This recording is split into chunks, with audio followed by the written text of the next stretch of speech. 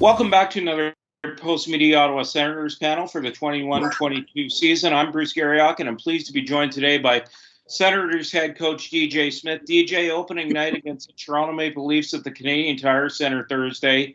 Let's start with your thoughts on training camp and the competition for jobs. Well, I think it was really good. I think the guys came back in unbelievable shape. They put the time in. Unfortunately, a couple injuries, kind of set us back a little bit up the middle of the ice right now. But I like where our team's at. I like where our head's at. Like I said before, it's not quite the look we thought, in July, but you got to make do with what you have, and we'll be ready tomorrow night. Well, and obviously two guys who I think that people are going to be keeping an eye on, and two guys I've been pretty impressed with in camp. And let's start with Shane Pinto. I think one of the things I've talked to you about a lot is that this is a guy, to me, DJ, who took the confidence of playing in 12 games last year and has shown tremendous maturity in this camp. He really has. He's way ahead of his age for what you would expect. The way he can play away from the puck, his ability to play on both power play and penalty kill, take big faceoffs. I mean, it's an awful lot to ask of a kid of that age to do what we're asking him to do. But we think that he's going to be a real good player for us. So we're going to get him in there, and we're going to give him all the opportunity. I look at him, and how difficult a test will it be for a young player like him? And I thought this was something that Josh Norris handled well last year. You've talked a lot about going up against guys like Austin Matthews and Connor McDavid. It's going to be even more different this year when you add guys like Patrice Bergeron and other top centers around the East and West of the mix, right? Well, for sure. I mean, he's going to get his crack at McKinnon and McDavid, and he's going to get a crack at Barkov in our division and Kucherov. So that's a legit company there. Last year we had some tough players in our division, but it's only going to get harder for him. But you know what? He'll become a better player forward, and we think we've got a guy that can go against anyone for foreseeable future. What do you like about that? The other guy I've liked in camp is Josh Norris. But what have you liked in the short time you've seen them of the Stützle, Norris, Drake Batherson combination? Well, they got a lot of speed. They have ability to make plays. They can finish. And as well, when they're tracking and working, they can play as hard away from the puck as anyone. So I'm going to be on them to take care of the puck and to check. But at the same point, if you make a mistake, they can make you pay. Are you thinking of 12-6 to start the season or 11-7? What kind of consideration would go into that? Likely 12-6, but there's some thought about 11-7 being, we think we've got 8 defensemen that could play on any given night. They're all going to get an opportunity, and you want guys in the lineup and playing. But at the same point, with the injuries we've had down the middle of the ice, both Bishop and White being out, it's tough to go into a game with 3 centers. If you were to take a centerman out, so you'd have to take a winger out, and I'm not prepared to do that at this point. So it'll come down to tomorrow morning, a decision that we make as a staff. I mean, you look at the situation you're in. What kind of you're going to play Toronto in 2 of your first 3 games? What kind of challenge will that present? Well, they're ready to go. They're organized, and they're starving to get off to a good start. But in saying that, we've just got to find a way. We've played them hard in the regular season. We haven't had much success in exhibition, but everything changes here when everyone's got their full lineup, and we'll be ready tomorrow night. What happens, DJ, and you talked a little bit about this earlier, is, when you take NHL players, people always don't see what guys like Austin Watson and Colin White bring to the table, and even Clark Bishop to some extent, because I think Clark Bishop was pretty good the way he finished the year last year.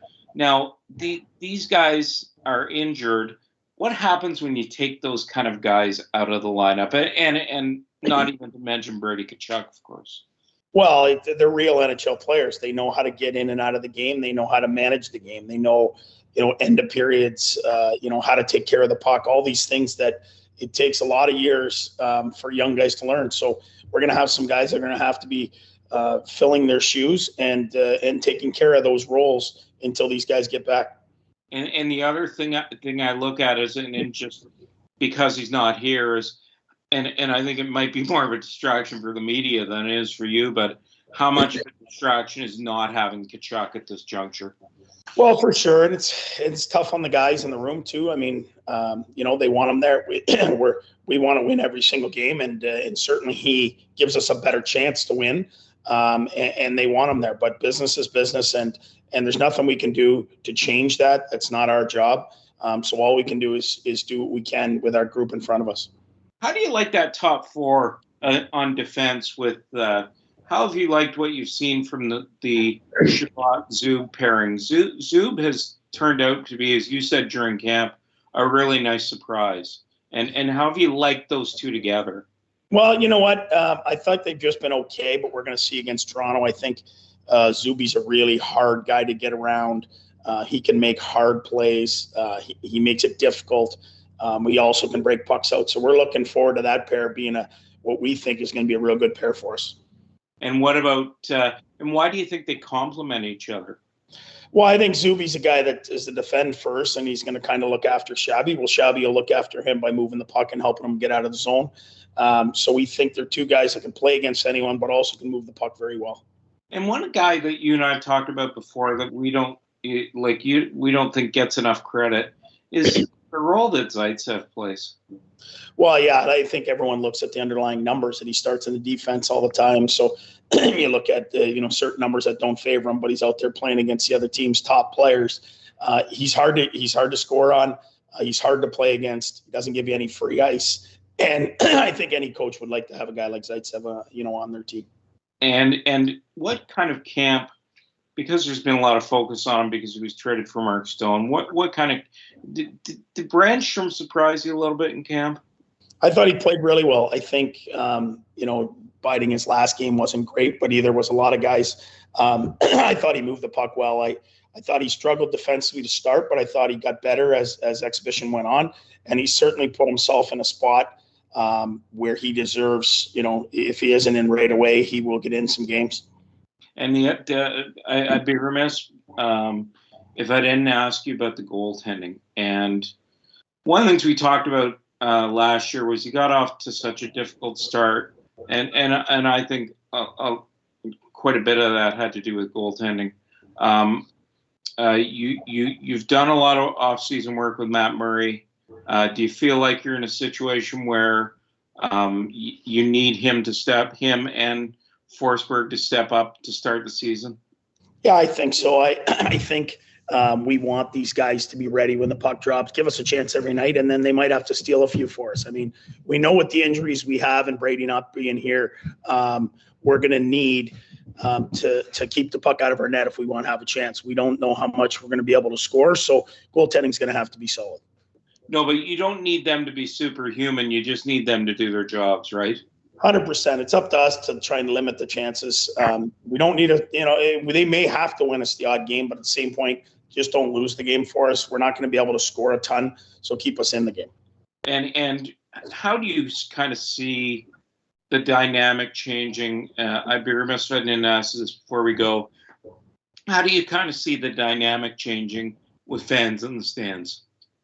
Well, if we can get something going here special at home, I think we're going to make it hard on people to come in here if they can be cheering and loud for us. We want to take care of home ice. It's something we've always, done at the end of the year. We want to be able to do it at the start. And just last question, how do you feel going into the season? And I'm not going to sit here and say, are you a playoff team? Because I just think, how do you feel, and what kind of progress do you want to see with your team this year? Well, what I need to see is that these young guys continue to get better. Once that is established, that these guys are regular NHL players every single day, the results will take care of itself. And, it's easy to say what you think you're going to be. You've got to go and show it. And these young guys are going to have to prove that they can bang with some of the best in the league to become one of the best in the league. We think we're going to be there in time. Are we there yet? We're going to find out. Great. Listen, thanks very much for your time, DJ. Good luck this season. All right. Thanks, Bruce.